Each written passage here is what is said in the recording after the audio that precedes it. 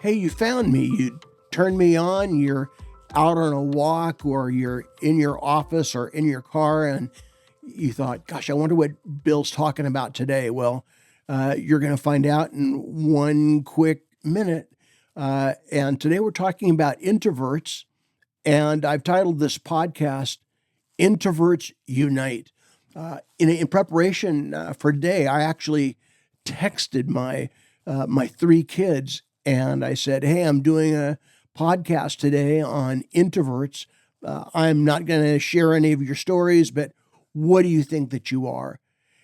And all three had responses, and my youngest was the first to respond. She said, "I'm a definite introvert, but I know where my extrovert button is."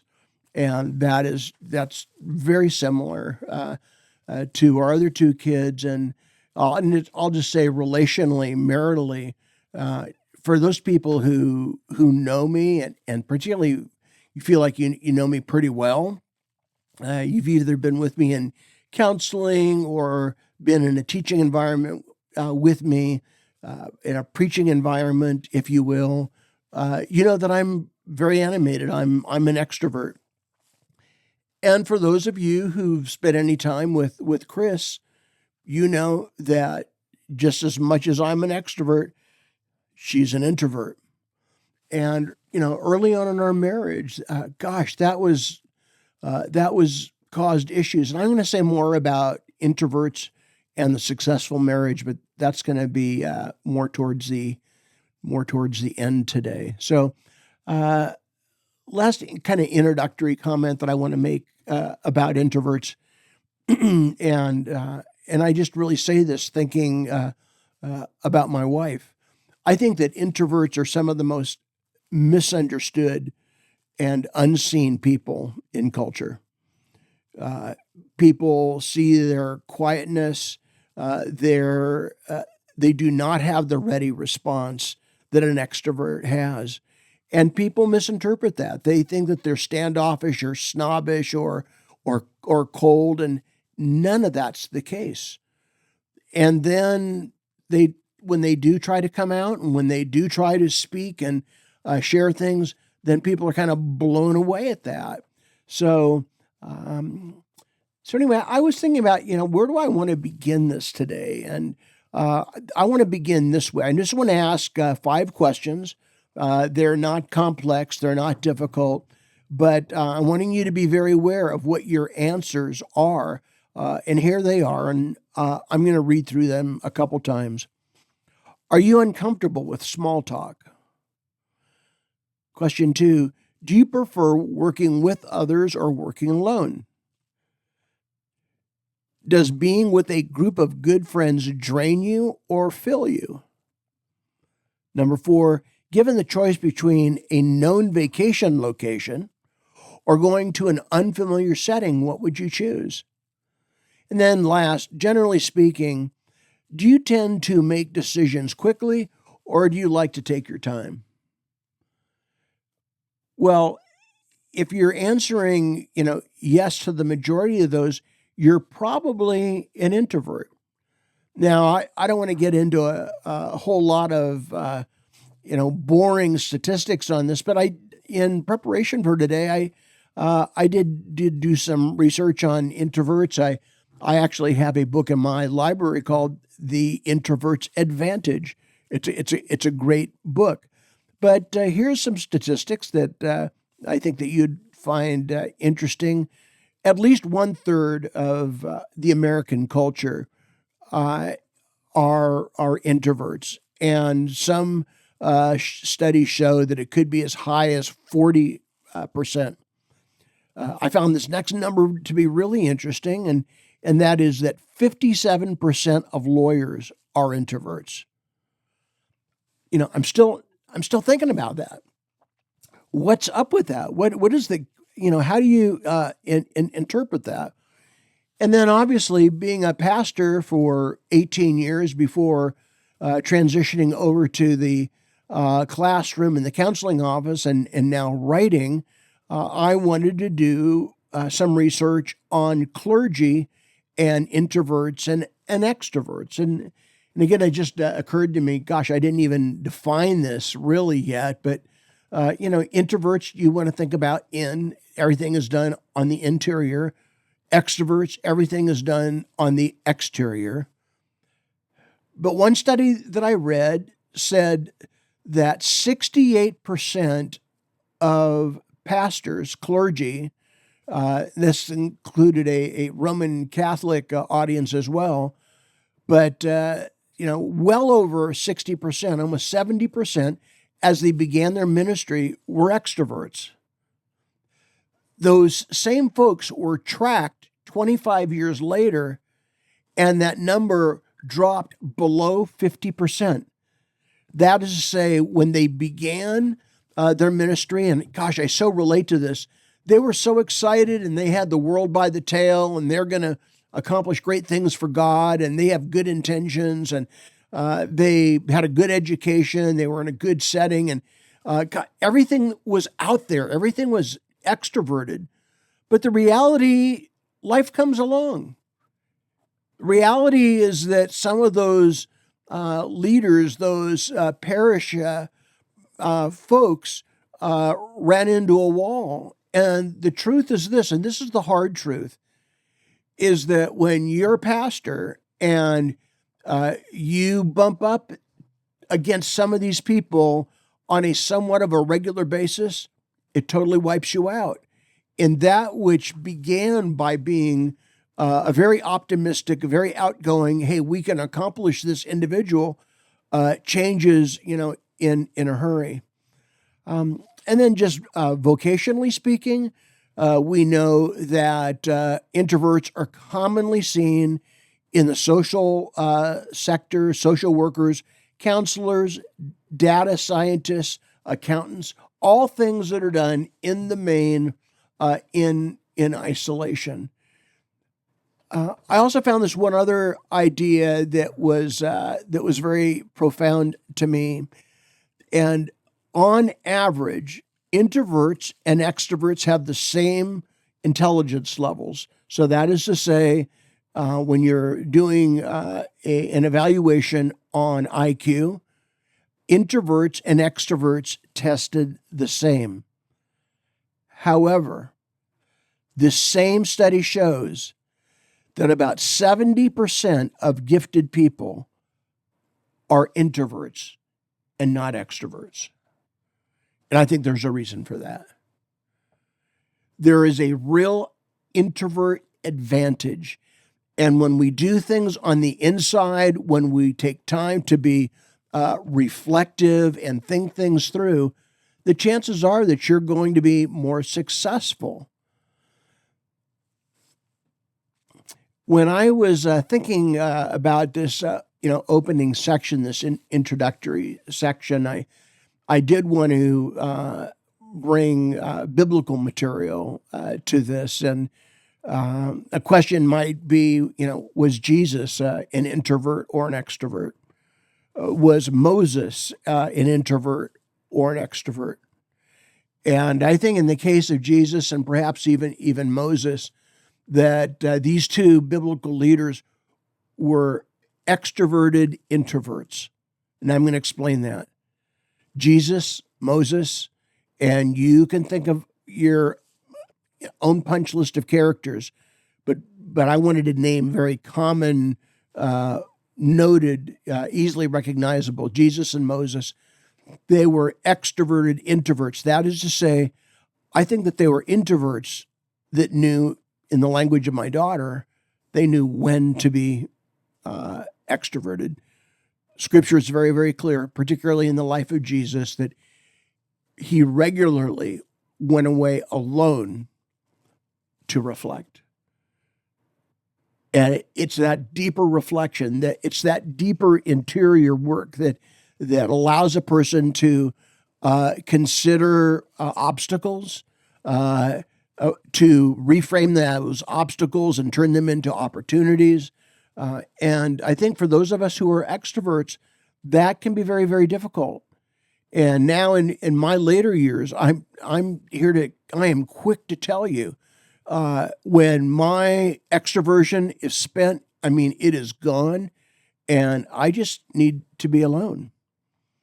So let me just give you one Bible verse that I think kind of sums this up, and it's a fairly well-known verse, and I think it's somewhat self-explanatory, but I am going to explain it through my own lens as a student of Scripture, but also as a student of people. And that passage of Scripture is James 1:19, where James, the brother of Jesus, says, "Be quick to listen, slow to speak, and slow to become angry." Just think about that. Quick to listen, slow to speak, and slow to become angry. When I think about introverts, and I'm going to say more about this a little bit later, but I think that the introvert, I think that they are quick to listen. I think that they are slow to speak. And I think that they are slower to become angry. When I think about introverts, I think about people that have great listening skills. That is to say, they quickly listen. They process things deeply. They are slow to speak. Why are they slow to speak? Because they are busy listening to what that person across the table is saying. And so, as far as personality theory goes, I think that James 1:19 makes a strong case for at least the litmus test for introverts. Now, I'd like to turn the page, so to speak, and talk about introverts and extroverts in marriage. And I think that, not to sound arrogant or all-knowing, but I think I can speak on this with some level of authority. I'm not saying I'm the Wizard of Oz by any stretch, but Chris and I, we are definitely an introvert and an extrovert. And when I was thinking about this, I wanted to give some very practical counsel. And for those of you who are in such a marriage, you found out that opposites attract. They also attack, okay?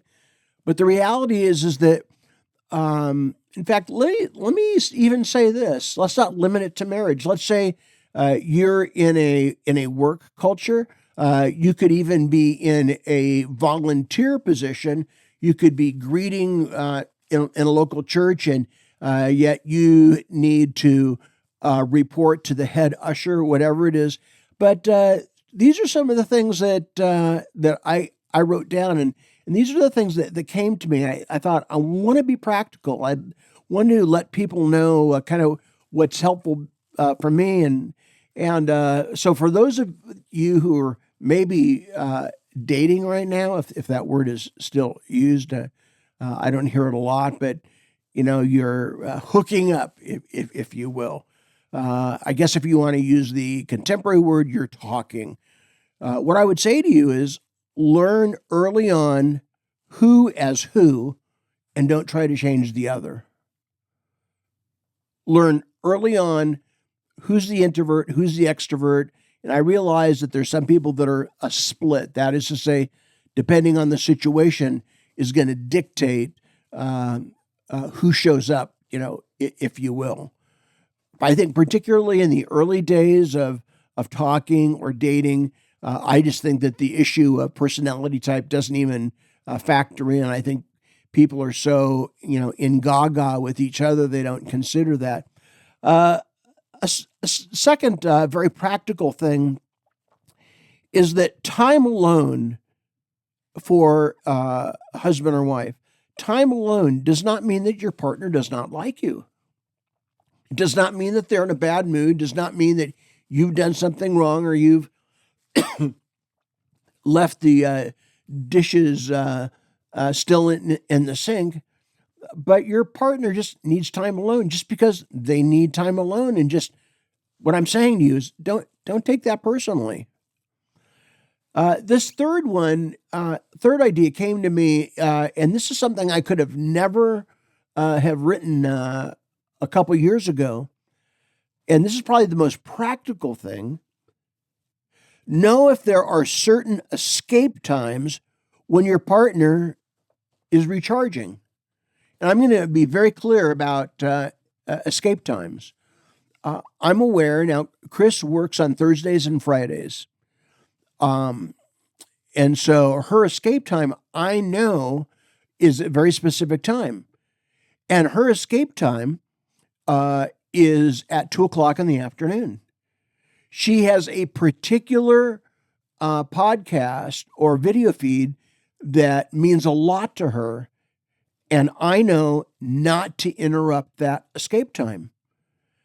And so my strong counsel to you is, if you know that there's something that your partner is really means a lot to them and they need some downtime, and that may be, let me reframe it this way.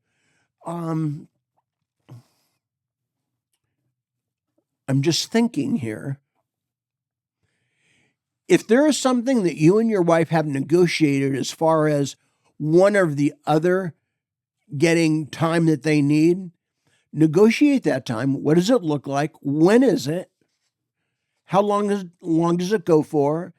For Chris's, it's an hour solid, and I don't interrupt that. But check this out. There may be a day of the week that is that person's dedicated recharging time. If you are a wise husband or wife, you will do whatever you can to protect that time for your spouse. If you have negotiated the fact that 2:00 is the high and holy hour, or that Friday afternoons is the high and holy time where husband or wife has time off, we guard that time. When I was a preaching pastor, I never had what they call Blue Mondays for senior preaching pastors.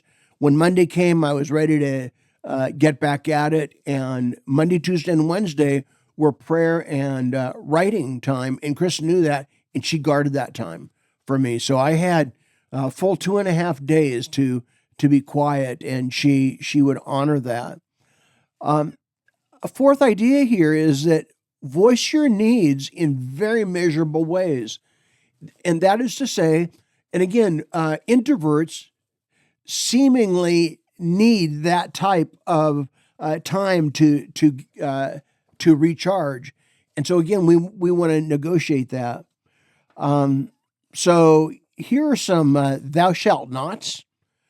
When an extrovert is married to an introvert, these are some things that the extroverted partner never wants to do with their introverted husband or wife. You don't want to force them to be social with your friends. You already know that the introvert, their love language is not being with people. So we don't force them to spend social times with your friends.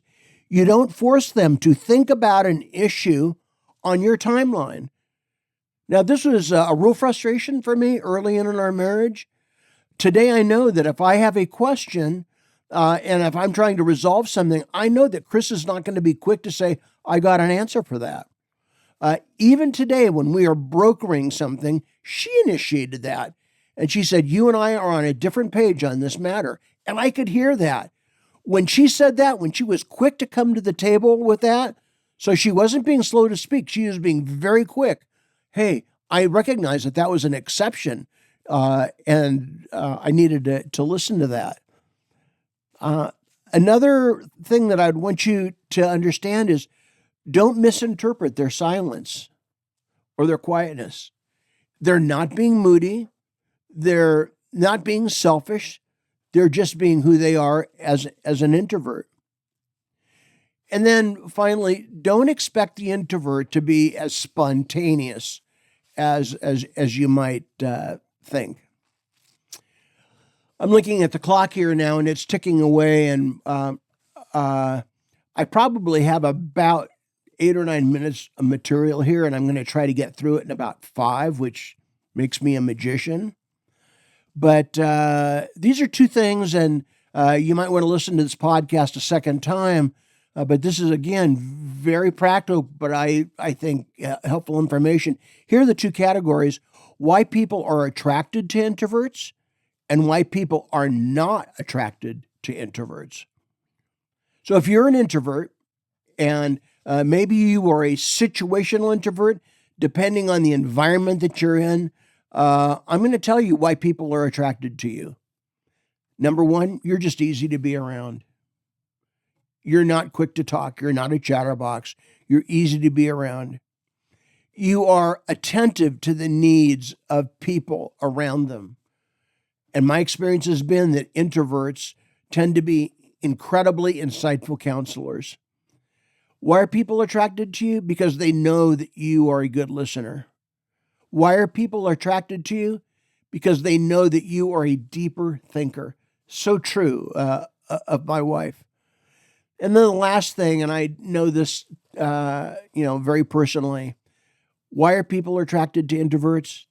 Because they make really good and loyal friends. They're not going to be here today and gone tomorrow. Now let me tell you why people are not attracted to you, why people are not attracted to the introvert. First of all, initially, they're just hard to get to know. They're quiet. They can seem standoffish. They don't have a quick verbal response.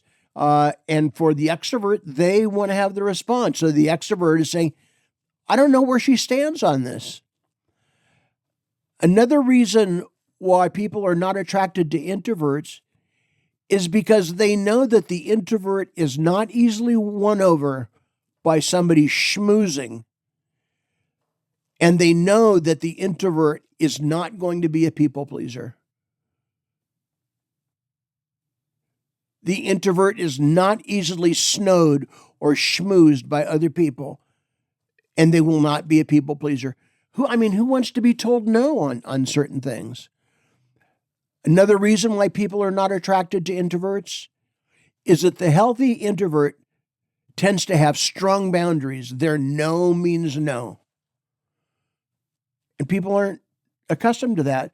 I hate to say it, but many times when Chris and I are gotten into an issue, she said, you're so accustomed to having other people agree with you and listen to your counsel, and you have a very hard time being told no. That's absolutely true. Classic extrovert-introvert tension there.